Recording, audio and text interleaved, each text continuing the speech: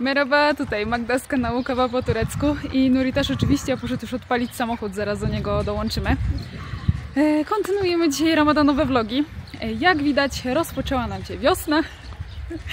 Słuchajcie, mimo tego, że kilka dni temu mieliśmy pierwszy dzień wiosny, to u nas tego absolutnie nie widać. Wręcz przeciwnie, od tygodnia mieliśmy albo ulewy, albo śnieżycę. Wczoraj znowu nam nasypało śniegu. Chociaż dzisiaj w końcu lepsza pogoda, wyszło słońce, wszystko się powoli topi. Także ruszamy dzisiaj do miasta, bo mamy wolny dzień, musimy zrobić małe zakupy. A chciałam Wam dzisiaj na mieście pokazać kilka rzeczy związanych z Ramadanem i też kilka kwestii jeszcze omówić. Także zabieramy Was ze sobą. Jedziemy. Dzień dobry. Dzień dobry, jedziemy. Jedziemy.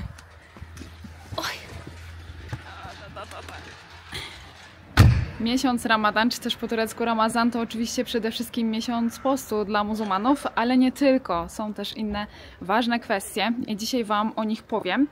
Jedna z tych kwestii to taka świąteczna atmosfera, która przez cały ten miesiąc panuje, bo chodzi też o to, żeby się spotykać na uroczyste iftary, uroczyste kolacje po zakończeniu postu każdego dnia.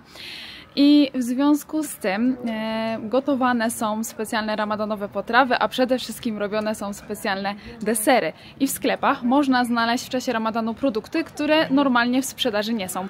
Więc dzisiaj Wam trochę tych produktów pokażę, a potem powiem jeszcze o innych ważnych kwestiach. Jest gazetka ramadanowa. Są niby ramadanowe produkty. Wejdźmy, zobaczmy, co mają.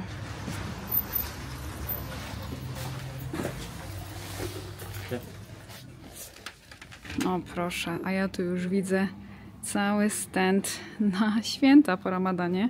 Jesteśmy już w połowie Ramadanu, święta tuż.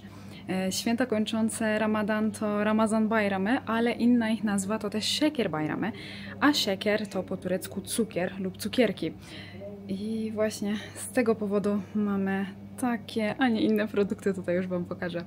Zobaczcie, przeróżne cukierki i czekoladki.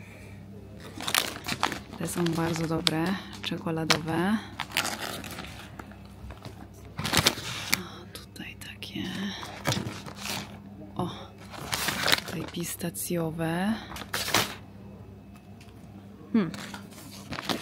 A tutaj czekolada o smaku baklawy. O, te są moje ulubione. Czekoladki z orzeszkiem w środku. Ale jeszcze z tej strony Wam coś pokażę. Poza cukierkami, czekoladkami w sprzedaży jest też kolonia do obmywania rąk, dlatego że w święta po Ramadanie najpierw gościom podaje się właśnie, żeby sobie ręce obmyli, a później częstuje się gości właśnie cukierkami czy czekoladkami. No dobrze. Ale zostawmy na razie te produkty na święta po Ramadanie, bo chciałam Wam dzisiaj przecież produkty typowo ramadanowe pokazać i jest tutaj właśnie półka z nimi. Tutaj mamy przede wszystkim różne rodzaje daktyli, dlatego że daktylami, jak już wiecie, kończy się post danego dnia. Są też inne suszone owoce tutaj i rodzynki na przykład. No i mamy półprodukty do robienia ramadanowych deserów. Şeker parze, kemal paşa, peynir tatlısı. To są wszystko, zobaczcie, takie ciasteczka, które się zalewa szerbetem cukrowym. Jeszcze takie. A tutaj wielkie płaty do deseru güllaç, który mogliście zobaczyć w ostatnim vlogu. Są też takie mniejsze. I te płaty właśnie zalewa się słodkim mlekiem i wodą różaną. I właśnie widzę, też jest szerbet różany. O. Kadayif. To też się zalewa szerbetem. I z tego też powstaje deser. Pojawiła się też ramadanowa Nutella. To jest taka Nutella jak zawsze, tylko ma ramadanowe opakowanie. I przy okazji powiem Wam o jeszcze jednej ciekawostce. Zobaczcie, tutaj na tym opakowaniu widać dwie postaci. Jak one się nazywają? Hacivat Karagöz. Hacivat Karagöz. Hacivat i Karagöz to są główne postaci teatru cienia, który jest tradycją ramadanową już od wieków w Turcji. W czasach, kiedy jeszcze nie było telewizji, teatru, kina, była w Ramadanie taka tradycja, żeby po iftarze właśnie oglądać takie przedstawienia teatru cienia. Taki teatr cieni oczywiście do tej pory jest tradycją w Turcji, chociaż teraz już najczęściej po prostu są to przedstawienia dla dzieci w szkołach. A tutaj takie herbatki na sahur i na iftar. Herbatki jakieś tutaj ziołowe, napisane, że po jedzeniu, więc chyba na lepsze trawienie. A tutaj mamy Ramazan sherbety, to jest napój korzenny, bardzo słodki, też chętnie wybierany właśnie w czasie Ramadanu. Zanim wejdziemy do następnego marketu, to chciałam Wam powiedzieć o kolejnej kwestii dotyczącej Ramadanu. W tym czasie muzułmanie powinni skupić się na refleksji, na duchowości, powinni docenić to, co mają, ale też przekazywać pomoc potrzebującym. Bardzo ważna w tym czasie jest jałmużna. I można przekazywać ją w różnej formie, zarówno pieniężnej, jak i też innej. I właśnie o tym chciałam Wam teraz powiedzieć, to Wam chciałam teraz pokazać. W marketach pojawiają się paczki ramadanowe, które można zakupić i przekazać właśnie potrzebującym. I w miastach organizowane są też iftary przez urzędy miasta dla osób potrzebujących właśnie. I u nas też jest taki namiot, także teraz Wam te dwie rzeczy pokażę.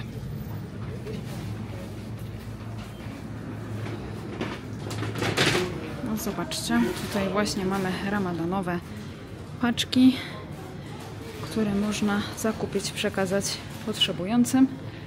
I w takiej paczce mamy podstawowe produkty do gotowania różnych posiłków. Makaron, kasza, ryż, mąka, olej, przecier pomidorowy, tego typu rzeczy. I taka jest cena za jedną paczkę. Zobaczcie, tu są wszystko takie małe paczki, ale tu znalazłam też większą. I chyba można tutaj zajrzeć do środka. Jak to wygląda. No, nie będę wszystkiego wyciągać, ale o, widzicie, typowe podstawowe produkty. Sól, cukier, makarony, olej. Takie tutaj makarony, tego typu rzeczy. Zobaczcie, właśnie tutaj jest namiot, o którym mówiłam. Tutaj właśnie codziennie jest wydawany iftar dla osób potrzebujących przez Urząd Miasta. Tutaj nawet możecie zobaczyć napis Hayırlı iftarlar i logo Urzędu Miasta. Tak to wygląda. Kolejna kwestia, o której chciałam Wam dzisiaj powiedzieć, to to, czy w ogóle wszyscy Turcy w Ramadanie poszczą i czy jakoś jest to tutaj kontrolowane, egzekwowane. Nie, słuchajcie, post w Ramadanie tutaj w Turcji to tak samo jak i nasz post przed Wielkanocą. Generalnie wszyscy katolicy powinni przed Wielkanocą pościć, ale nie każdy pości. I tak samo jest też w Turcji. Zauważyłam, że w Turcji można wyróżnić kilka grup. Jest grupa osób bardzo religijnych na co dzień, no i oni wiadomo w Ramadanie poszczą. Chyba że z jakichś powodów z tego postu są zwolnieni. Wtedy nie poszczą. Są osoby, które nie są w ogóle religijne, albo nie są wierzące, albo są innego wyznania i wtedy w Ramadanie nie poszczą. Są też osoby, które na co dzień nie są religijne, ale jednak w Ramadanie decydują się na post, bo jednak jest to dla nich ważny miesiąc, a poza tym zauważyłam, że ten post w Ramadanie jest po prostu bardzo silnie zakorzeniony w tureckiej kulturze. Powiedziałam Wam, że osoby, które są na co dzień bardzo religijne, czasami zdarza się, że w Ramadanie nie poszczą z różnych powodów i najczęściej są to powody zdrowotne, bo post w Ramadanie nie powinien zagrażać zdrowiu i życiu ani osoby poszczącej, ani otoczeniu. Więc jeżeli ktoś na przykład jest przewlekle chory, albo jeżeli jest to kobieta w ciąży, no to z postu jest zwolniona, pościć nie powinna. I pytaliście mnie też w komentarzach, co z osobami, które wykonują takie zawody, w których są odpowiedzialni właśnie za życie, zdrowie innych osób. Na przykład kierowcy, pilot samolotu, chirurg, który wykonuje wielogodzinne operacje. No słuchajcie, takie osoby podejrzewam, że postu się nie podejmują. Właśnie dlatego, że post w Ramadanie nie powinien zagrażać życiu i zdrowiu osób, żadnych osób. A kierowcy na przykład, czy piloci samolotów są w podróży. Osoby w podróży również są z postu zwolnione. Ale jakie są dokładne zasady, jeżeli chodzi o post w Ramadanie, opowiadałam już w jednym z filmów. Jest film pogadankowy ze wszystkimi szczegółowymi informacjami na temat Ramadanu. I jest też Q&A, który nagraliśmy kiedyś z Nurim, gdzie odpowiadaliśmy na Wasze pytania, które się pojawiły w komentarzach na temat Ramadanu. Ja Wam te filmy podlinkuję w przypiętym komentarzu, więc tam sobie zajrzyjcie, bo tam wszystkie te informacje możecie znaleźć. A teraz jeszcze jedna kwestia. Słuchajcie, czy turystów dotyczy post w Ramadanie? Jak Wy macie się tutaj w Turcji zachowywać, jeśli akurat w czasie Ramadanu do Turcji przyjedziecie? Słuchajcie, jeżeli chodzi o duże miasta, czy też miasta turystyczne, myślę, że ciężko nawet czasem w takich miastach zauważyć, że w ogóle Ramadan trwa. Restauracje są normalnie otwarte i turystów absolutnie ten post nie obowiązuje, możecie zachowywać się zupełnie normalnie. Chyba że przyjedziecie na wschód Turcji do małej miejscowości, bardziej konserwatywnej, na przykład do takiej miejscowości, w której my mieszkamy. My mieszkamy w Vanerciş, na wschodzie Turcji, blisko granicy z Iranem. Jest tutaj trochę bardziej konserwatywnie. I są restauracje, które w czasie Ramadanu są w ciągu dnia zamknięte i otwierają się tylko na iftar, czyli na tą kolację po całym dniu postu, i oferują specjalne iftarowe menu. Jak takie menu wygląda, jak taki iftar w restauracji przykładowy wygląda, to pokażę Wam w którymś z kolejnych vlogów. Ale mamy też tutaj kilka restauracji, które są w Ramadanie w ciągu dnia normalnie otwarte i widać, że ludzie, którzy nie poszczą, jak najbardziej z nich korzystają. Także to Wam teraz jeszcze szybciutko pokażę. Zobaczcie, tutaj na przykład jest właśnie informacja, że ta restauracja obsługuje w czasie iftaru. Tutaj też mamy napis Iftara Açız, mamy otwarte w czasie iftaru. Tutaj też mamy informację, że restauracja otwarta w czasie iftaru, a w ciągu dnia można coś zamówić na wynos. A tutaj na przykład mamy kawiarnię, która jest normalnie w Ramadanie otwarta i jak widać są klienci. No dobrze, zostało nam jeszcze tylko do kupienia kilka rzeczy na dzisiejszy iftar, więc przy okazji też Wam to pokażę, a potem już będziemy się zbierać do domu. Halsız somunu 4 liraya satıyoruz hocam, benden olsun. Yok.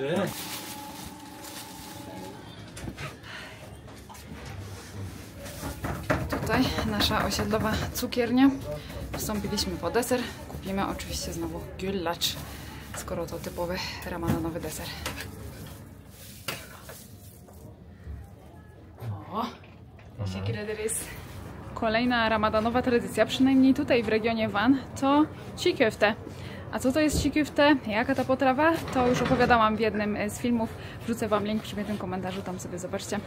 Trochę kupimy dzisiaj na iftar. Güzel koktu şimdi. Canım çekti.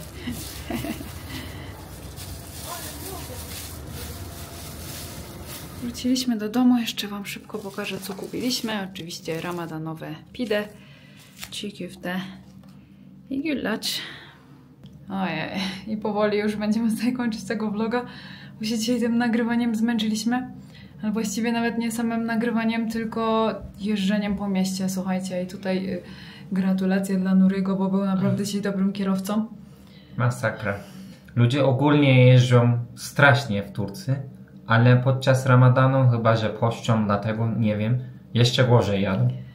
Ja Wam powiedziałam, że osoby w podróży są zwolnione z postu, ale to od określonych kilometrów. Tak ogólnie jak się do miasta jedzie, no to nie, ale no wydaje mi się, że chyba wszyscy, którzy siadają za kierownicę, powinni być z postu zwolnieni, bo naprawdę Zgadzam się. była dzisiaj masakra. Tak. No ale dotarliśmy cali i zdrowi i wszystko załatwiliśmy. Także no co, tutaj będziemy tego vloga kończyć. Oglądajcie poprzednie vlogi, zaglądajcie do przypiętego komentarza, bo tam znowu Wam zostawiam wszystkie linki, o których wspominałam. I do zobaczenia w kolejnym ramadanowym vlogu już niedługo. Tak. Görüşürüz. Bywajcie.